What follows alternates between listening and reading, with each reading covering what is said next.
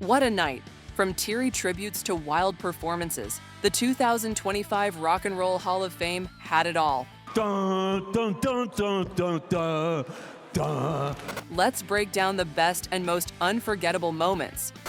Each year, the Rock and Roll Hall of Fame induction ceremony brings together music's biggest names to celebrate the legends who shaped their sound and careers. This year, the party returned to LA's Peacock Theater, part of the hall's city-hopping tradition with New York and Cleveland. And the 2025 show, it kicked off hard with a powerhouse tribute to the one and only Sly Stone. The lineup on stage was just as wild and brilliant as Sly himself. The funk pioneer passed away in June at 82 after a prolonged battle with COPD and other underlying health issues. But his influence is still everywhere. Leading the tribute was Stevie Wonder. Yes, the 75-year-old legend, who's been a lifelong fan of Sly's groove. With Stevie on vocals and keys, they launched into Dance to the Music, the iconic 1967 hit that can still make anyone move. Dance to the music. Dance to the music. Behind him, a killer band, Questlove on drums, Flea from the Red Hot Chili Peppers slapping the bass, and Beck, the alt-rock wizard who almost made it into the hall in 2022, adding guitar and backing vocals. The energy flowed through more classics like I Am Everyday People and Thank You, with guest spots from Leon Thomas and Grammy winner Maxwell.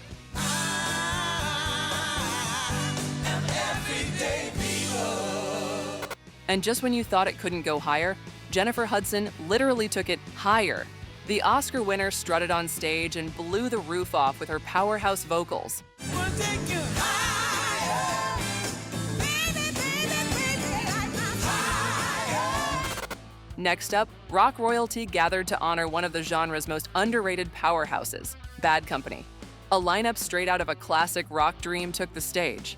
Aerosmith's Joe Perry, Heart's Nancy Wilson, Bryan Adams, Black Crowes frontman Chris Robinson, and Fleetwood Mac's own Mick Fleetwood. The musician handled the induction speech, explaining how proud he was when Bad Company's Paul Rodgers once called Fleetwood Mac one of his early inspirations. They were four great musicians that came together for the love of music. And honestly, he wasn't exaggerating. Robinson, Wilson, and Perry opened the musical tribute with a killer rendition of Feel Like Makin' Love, before passing the mic to Bryan Adams for Can't Get Enough. Can't get enough of your love. After the set, drummer Simon Kirke, the only founding member present, accepted the trophy from Fleetwood.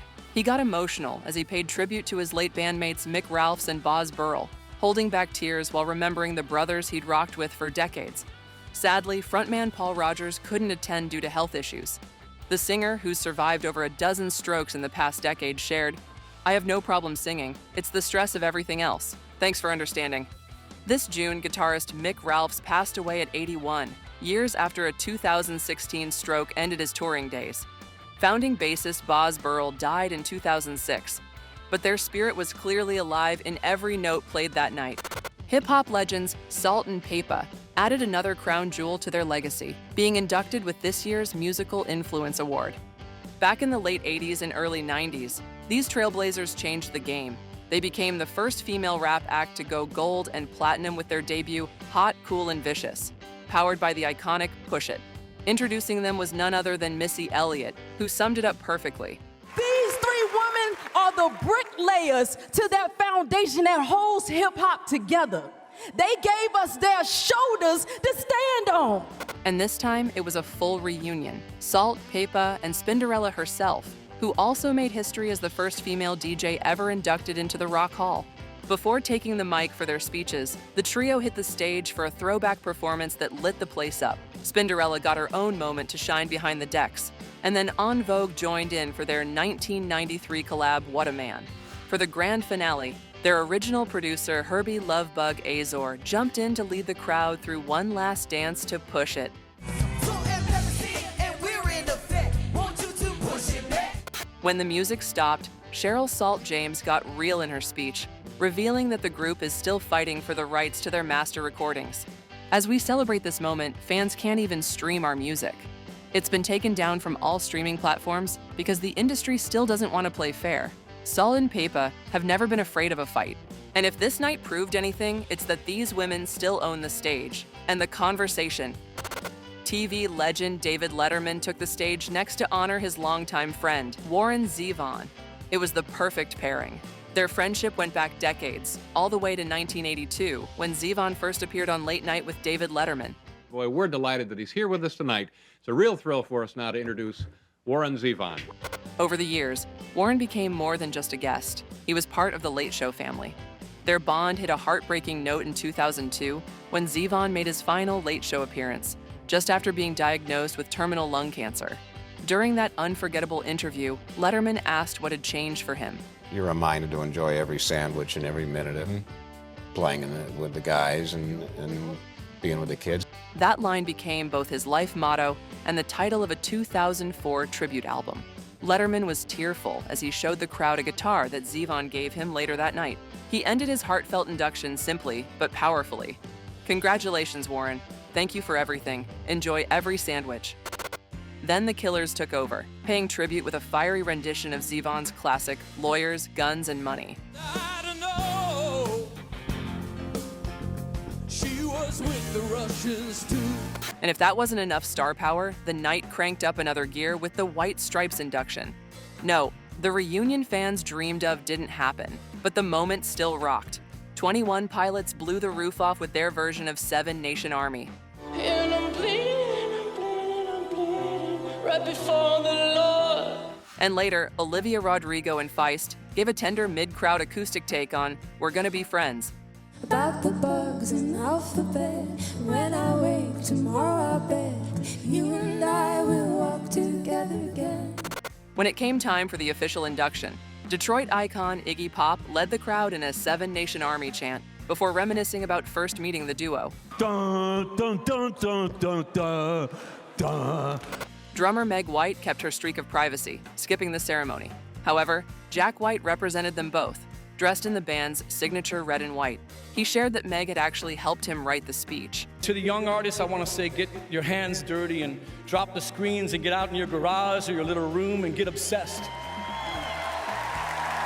Get obsessed with something, you know, get passionate. We all want to share in what you might create. The night took a deeply emotional turn with Soundgarden's induction, and it started with a gut punch of a speech from Jim Carrey. The actor and lifelong Soundgarden superfan fought back tears as he remembered his friend, Chris Cornell, who died by suicide in 2017. Long live Chris Cornell, and long live Soundgarden. Carrey's words set the tone for a moving tribute. Each of Cornell's bandmates, pillars of the Seattle grunge scene, shared their own heartfelt memories of their frontman. Then came Cornell's daughters, Lillian, who spoke on behalf of her father, and Tony, who performed a tender version of Fell on Black Days. Taylor Momsen, who once co-starred with Carrey in How the Grinch Stole Christmas, joined Brandi Carlile to deliver powerhouse renditions of Rusty Cage and Black Hole Sun.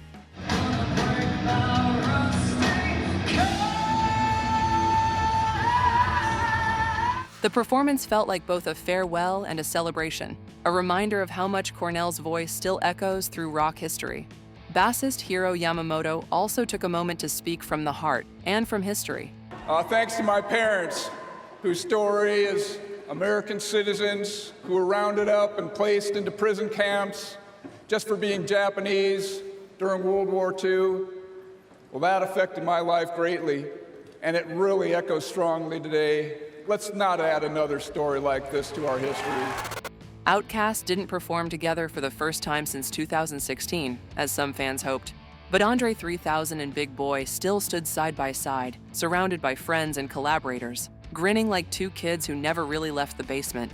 Donald Glover gave a sprawling, heartfelt intro, saying that growing up in Atlanta, he soaked in Outkast's music long before he became Childish Gambino. Outkast was able to distill the polarizing nature of being not just from the South, not just being black, but being a human in a very polarizing and contradicting world. Andre 3000 took the mic for a speech that was funny, meandering, and deeply emotional. It ended with tears as he remembered their humble beginnings. And we started in a great things start in little rooms.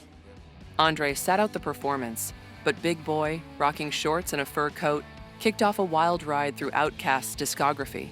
He joined by Tyler, the Creator, J.I.D., and Killer Mike.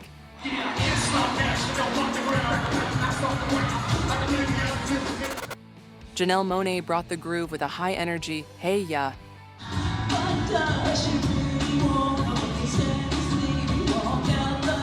While Doja Cat closed the tribute with a smooth, soulful twist on Ms. Jackson.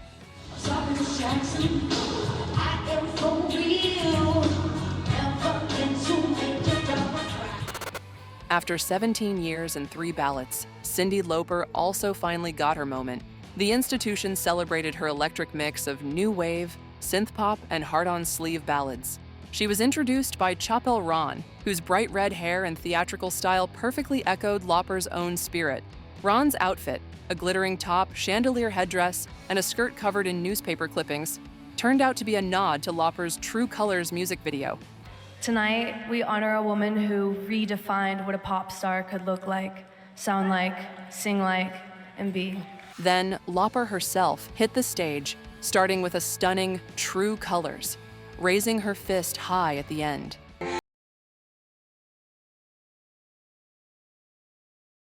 Next came Time After Time, performed with Ray, the two trading lines and harmonizing through the chorus. And of course, she closed with Pure Joy, Avril Lavigne joining her for a confetti-fueled Girls Just Wanna Have Fun. In her speech, Lauper reflected on the women who paved the way.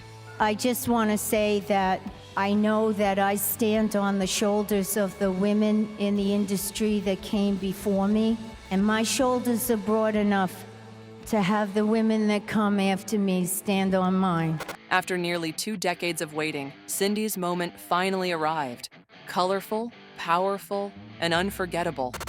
The night also saw Elton John take the stage for a beautiful tribute to the late Brian Wilson of the Beach Boys. Elton didn't sit at the piano this time, but his heartfelt rendition of God Only Knows said everything that needed to be said.